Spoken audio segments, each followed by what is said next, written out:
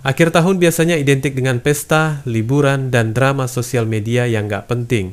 Tapi khusus untuk 2025, dunia tinju kayaknya lagi mau ngeprank seluruh planet. Soalnya, sebuah pertarungan yang terasa mustahil, absurd, tapi juga bikin penasaran setengah mati, akhirnya bakal terjadi. Anthony Joshua, sosok kelas berat, 2 kali juara dunia, peraih medali emas Olimpiade, ikon Inggris yang nyaris setara selebritas nasional, tiba-tiba dapat lawan dari dimensi lain, Jake Paul, mantan YouTuber yang hidupnya kayak cutscene video game. Naik level terus, dari prankster jadi petinju profesional, dari content creator jadi magnet pay-per-view, dan sekarang malah nekat nyemplung ke sarang heavyweight monster. Pertarungan yang tadinya cuma kelihatan kayak rumor liar di Twitter mendadak berubah jadi real deal, dan Netflix, platform film santai itu, sekarang berubah jadi raksasa penyiaran pertarungan langsung. Mereka sekarang bukan cuma distribusi drama remaja atau dokumenter kriminal, teman-teman. Mereka juga jual adrenalin. Tahun lalu mereka pecahin rekor dunia lewat duel Jake Paul versus Mike Tyson. Dunia nonton, internet panas, dan Netflix ketagihan. Akhirnya muncullah ide gila. Apa jadinya kalau Jake Paul yang belakangan makin pede sebagai petinju dikasih tugas final boss? Jawabannya Anthony Joshua. Pertanyaan besarnya cuma 2. Apakah ini easy money buat AJ? Atau malah bom waktu yang bisa mengubah sejarah tinju modern?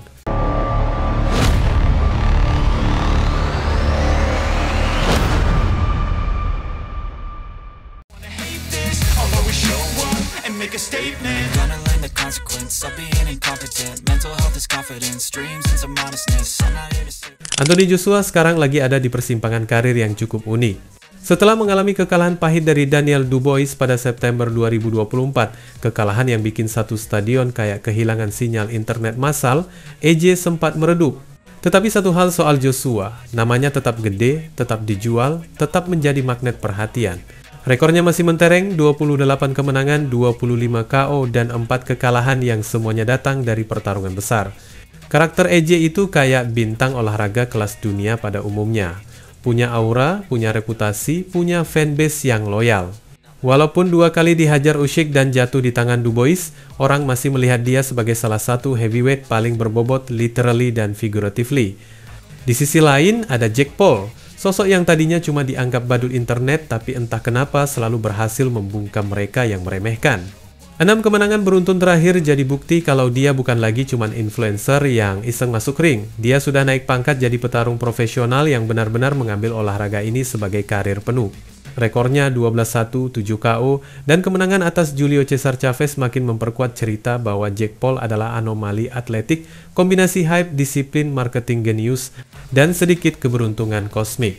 Pertarungan melawan Tyson November lalu, yang dibingkai sebagai acara terbesar Netflix, sukses bukan main. Pertunjukan itu memecahkan rekor dengan jumlah penonton live yang absurd.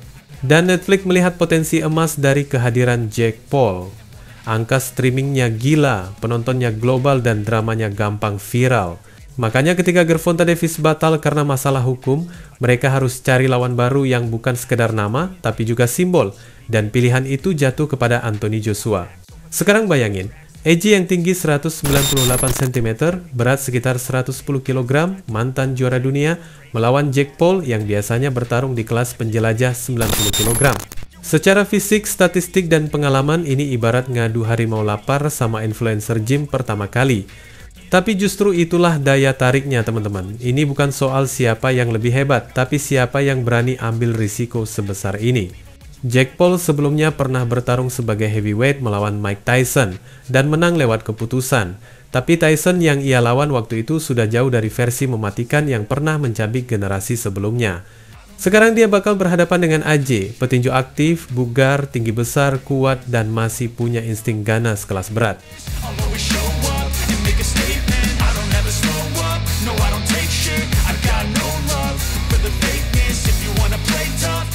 Kalau ngomong duit, teman-teman, ini bukan sekadar besar, ini besar banget. Kayak level nggak usah kerja lagi sampai cucu lu lahir. Menurut laporan, total hadiah acara ini mencapai 140 juta pound sterling jika dirupiahin sekitar 3 triliun. Artinya, AJ dan Jake Paul masing-masing bakal bawa pulang 70 juta pound sterling. Gila, teman-teman. AJ yang sudah sering dapat bayaran mahal aja pasti kaget lihat angka ini. Joshua sendiri memang bukan anak baru dalam urusan bayaran mewah. KO brutal atas Francis Ngannou tahun 2024 kabarnya menghasilkan bayaran sekitar 30 juta pound. Tahun-tahun sebelumnya, pertarungan melawan Franklin, Helenius, dan Wallin masing-masing juga mengalirkan sekitar 10 juta pound ke rekeningnya. Uang banyak udah jadi hal yang lumrah buat AJ. Tapi 70 juta pound, ini udah kayak hadiah perpisahan akhir tahun. Sedangkan Jake Paul, walaupun statusnya mantan YouTuber, uang pertarungannya selalu gila.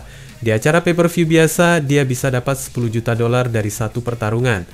Tapi yang bikin dunia melongo adalah pendapatan dari duel melawan Mike Tyson. Rekor menunjukkan Jake mengantongi sekitar 40 juta dolar dari event itu.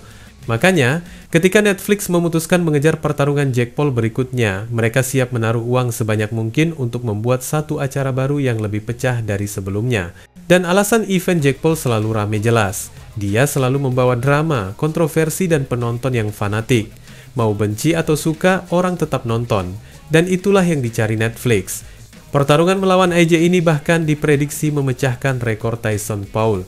Dengan AJ sebagai mantan juara heavyweight yang sudah punya fanbase global, dipadukan dengan Jake Paul yang jadi magnet generasi muda, ini formula yang sempurna untuk meledakkan rekor streaming.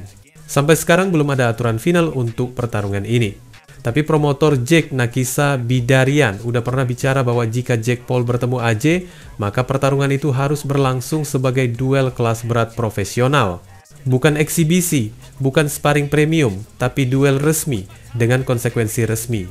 Di balik layar ada kekhawatiran juga. Bidarian menganggap bahwa Joshua adalah petinju heavyweight aktif yang pukulannya bisa mematikan. Ketika Mike Tyson masih dianggap aman untuk dilawan, AJ justru di luar grafik. Jake perlu persiapan panjang dan matang, bukan cuma hype. Namun seperti kata pepatah tongkrongan, kesempatan itu kayak kereta. Kalau nggak naik sekarang, mungkin lo bakal duduk di halte selamanya. Dan Jake Paul, love him or hate him, nggak pernah nolak kesempatan besar.